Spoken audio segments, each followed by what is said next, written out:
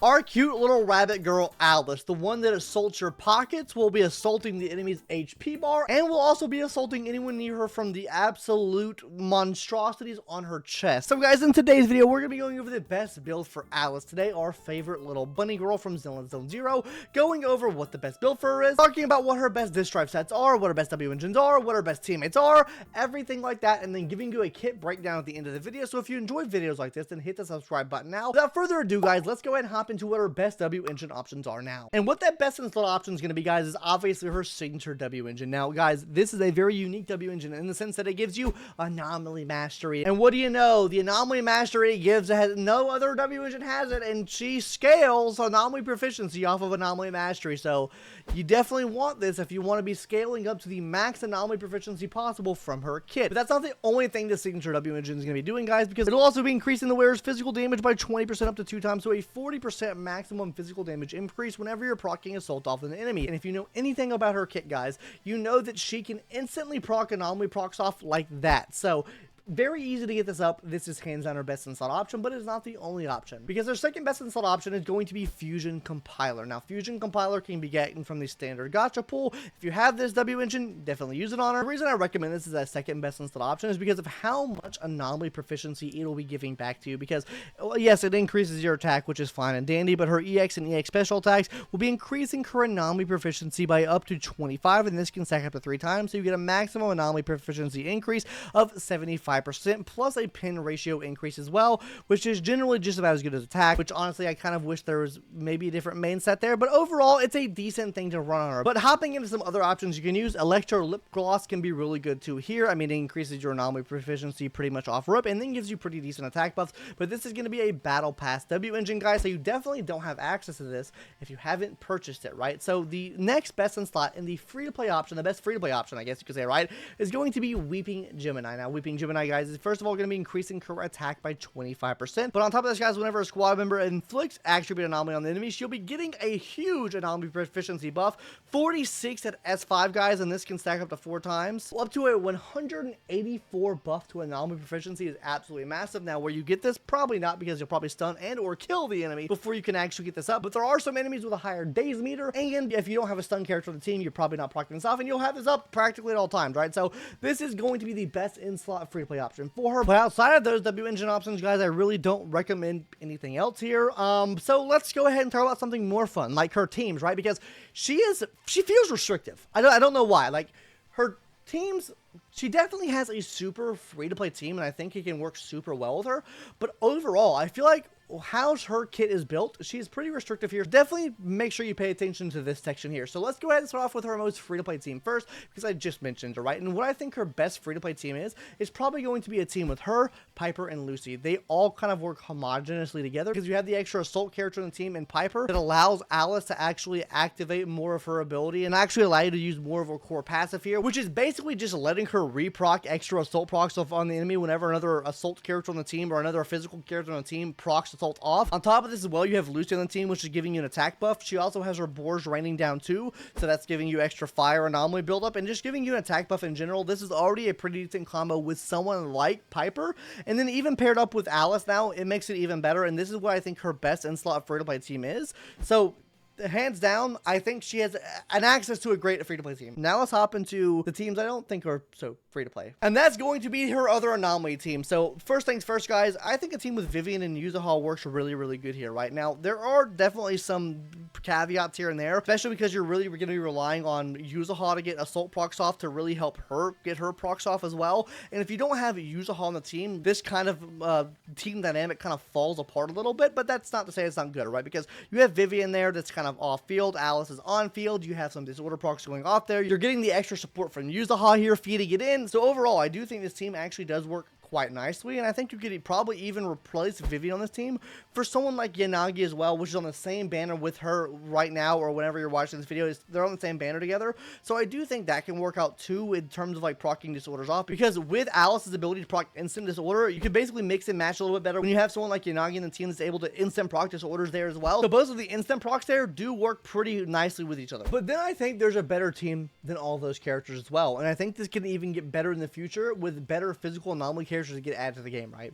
I think a team with Jane Doe Alice and yuzuha is going to be the best in the game, hands down. And the reason I think this is a full physical team, which can fully take use of what Alice is able to do, and also fully take use of what Jane Doe is able to do. Jane Doe has the ability, if another ally in her team procs assault off on the enemy, Jane Doe is basically still using her core passive on the enemy. And then vice versa. If another physical character in her team is proccing assault off and Alice is not there, you're getting a reproc from her as well. So imagine getting a huge proc off of someone like Jane Doe, because her procs are absolutely insane. That could be cracked, genuinely, guys. And that's why I think she's kind of kerfuckled to this team, because she is going to be getting a lot of damage off of reprocking physical anomaly, right? So the bigger physical anomalies you can get on the field, or the bigger physical anomaly procs you can get off, she can take more and more use of that. Not to say that she can't do it with herself, but you can synergize a lot better when you have someone like a Jane Doe on the team that is already going to be synergizing with your other physical type DPS on your team as well, with assault procs and stuff like that. So hands down, I think this is the best team. I think it could get better in the future with a better anomaly-centric DPS coming out, and maybe Jane Doe gets a buff in the future to make her even better. But this is what I see right now in terms of the best in-slot teams for her. And sorry to cut in real quick, guys. I forgot to mention, I always forget to mention Bernice. Bernice can absolutely be used on the team as well.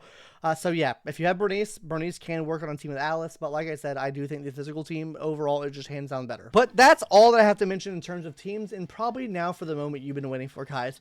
What are her best in-slot disk drive sets, stats, and everything like that? So hopping into what her best 4-piece set is, guys, that's you guys hitting the subscribe button right now. Absolutely scammed if you made it to this point in the video, or maybe you clicked on a timestamp and got absolutely scammed from that one. Hit the subscribe button now. We're trying to grow the channel, grow the channel, grow the channel. I'm done yapping now. Subscribe, and maybe hit the bell icon too. Anyways, guys, done with the cringe now. Let's talk about what the best in-slot 4-piece set is. That's going to be a 4-piece Fanged Metal. Now, the reason why I'm recommending 4-piece Fanged Metal here is because, first of all, it gives you a physical damage increase. Secondly, guys, whenever a squad member inflicts assault on the enemy, you're going to be increasing the equipper's damage by 35% against that target. So she's going to increase her damage even more, which is just overall the best thing you could do for her damage, because it literally scales off of assault, and that is her main source of damage. And the fact that she's able to instant proc assault too, you can practically have this up at all times. So I think it's a non-negotiable that you have the 4-piece Fanged Metal for her built up and used on her. So let's go ahead now and talk about her best in-slot 2-piece sets, because I do think this is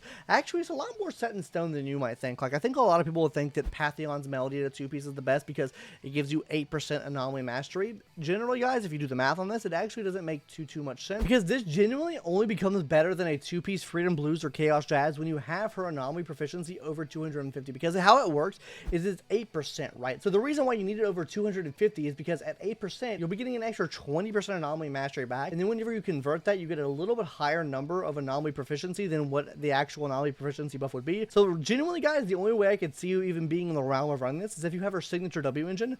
That's the only way I would even recommend running a 2-piece Pantheon Melody here. Outside of that, though, guys, Freedom Blues or Chaos Jazz does the job just fine, because they both give you plus 30 anomaly proficiency. And these buffs will be more than whatever Melody is going to be giving you. So yeah, definitely run a 2-piece Jazz or a 2-piece Freedom Blues here. You're going to be absolutely a-okay and good to go. Better off than if you were to run Melody here. Only run it, like I said, if you have her signature W engine. Now, guys, let's go ahead and talk about some of those main and substats you're going to be wanting to get for her. For the main stats, guys, on the 4-piece, you're going to be wanting to aim for anomaly proficiency. On the 5-piece, it's going to be physical damage or attack percentage. And on these 6-pieces, it's going to be anomaly mastery. There is non-negotiable on the anomaly proficiency and anomaly mastery. She is an anomaly character, so you definitely want to make sure you're getting this as high as possible. For those substats, very easy, very sweet, very simple. Anomaly proficiency and attack percentage. Those are the only 2 substats you want here, guys. Those are the only 2 substats I recommend you farming for. Get as much as you absolutely can out of these. Blast it out of its ass. You only need 2 substats here. You don't need any other. Should be quite easy for you to build. Anyways, guys, that's going to do it for the overall build for Miss Alice today. If you enjoyed watching to this point in the video, then I appreciate you. Subscribe to the channel, hit the bell icon. But now we're going to talk about how she actually works. So if you guys want to know how that is, then let's go ahead and hop into that now. So everything is going to be kind of centered around landing her enhanced basic attack, guys. Essentially what this enhanced basic attack is going to be doing, called Starshine Waltz, is going to be allowing her to proc off her instantaneous assault proc. I think it's called Specialized Assault or something like that. It's a completely separate anomaly proc than what a normal assault proc is, so you can actually pair it up with the assault proc, kind of like how Miyabi's Frostburn and then the ice ability work.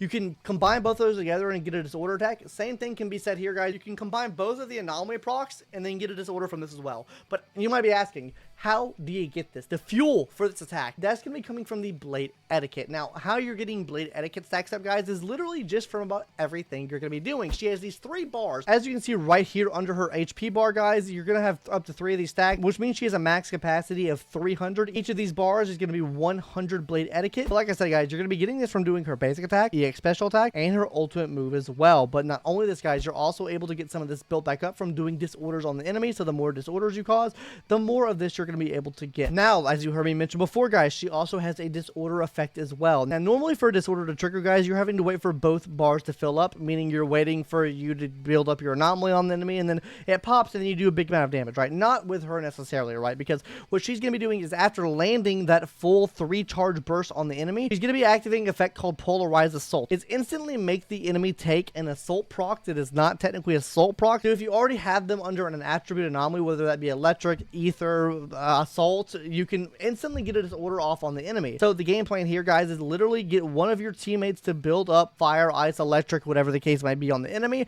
and then you pop off her charge attack here, and then get the instant disorder proc to do massive amounts of damage. And do keep in mind, whenever you proc assault off with her, she's going to be giving you an extra percentage of that back in additional damage. Alright, guys, now for me to kind of show you how to tie it all together, right? First of all, you're going to start by building your meter up, whether this be from EX special attacks, getting disorders from your other allies, and just normal gameplay stuff, basic attacks, whatever the case may be. You want to be getting Blade Etiquette up to make sure you have all 3 charges of it available. Now, guys, you're going to be wanting to get an element, be switching to one of your allies and getting electric or a fire anomaly on the enemy, whatever the case may be. You want to be able to proc that anomaly off. Then, after you do these, you're going to be unleashing the waltz, which means you switch back to Alice. Then you'll be holding down that attack and then getting that Starshine waltz off on the enemy. After this, guys, you're going to cash in. You'll do massive physical damage and trigger a huge disorder for massive bonus damage because she is going to be reprocking her own. And then what do? Rinse and motherfucking repeat, guys. Easiest way I can say it. Now, with that being said, I genuinely do think that she definitely has a higher skill ceiling than most characters, because there are a lot of different ways to maximize the amount of Blade Etiquette you're getting. There's a lot of different small things you can do here and there to get that. So I do think she's a lot harder to play in that sense, because if you're not doing everything in like the correct flow of things, her flow will feel off. But I guess the main point I want to bring up with this, guys, is yes, while I do think she flows really well, if you don't know how to play her, she will not flow well. You need to know how to play this character to make sure you're maximizing the amount of Blade Etiquette you're getting, so you can maximize the amount of anomaly procs you're getting off on the enemy, right? If you're playing her improperly, she's not going to feel as good to play because you're not getting as much of the Blade Etiquette back up. So with that being said, guys, that's how you play her. That's how she works. That's how she's built. If you enjoyed today's video, please leave a like on the video. I would really appreciate it. Maybe hit the subscribe button as well and the bell icon if you haven't done all of that already. Well, without further ado, guys, that's going to do it for me. Are you excited for Alice? Are you pulling for Alice? Do you already have Alice on your account? Let me know in the comment section down below, and I'll see you in the next one, guys. Later. Bye-bye.